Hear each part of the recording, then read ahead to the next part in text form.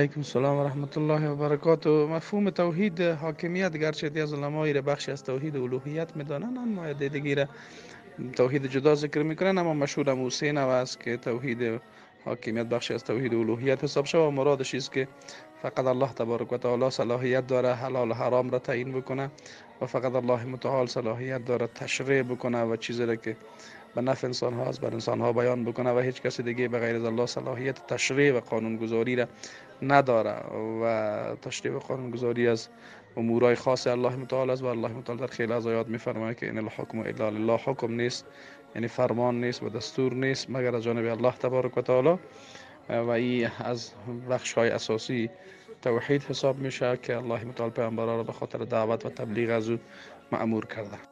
سلام و رحمت الله و برکاته. منهج اهل سنت در ایمان به صفات الله تبارک و تعالی است که هر صفتی که در قرآن و در حدیث برای الله تبارک و تعالی آمده ما به او ایمان داریم و در مورد کیفیت از او نمیدانیم و او را تعویل هم نمی کنیم و او را انکار هم نمی کنیم.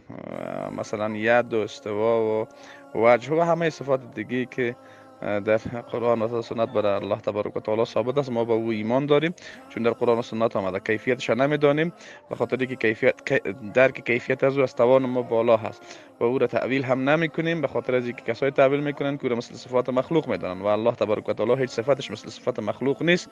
الله تبارک و تعالی در قرآن میفرماید که لیس کمثله شیء، هیچ چیز مثل الله نیست. پس چگونه هست چگونگی کیفیت از او را ما نمیدانیم.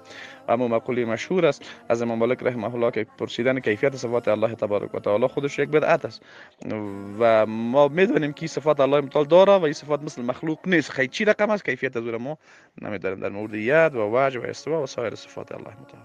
و رحمت الله و برکاته.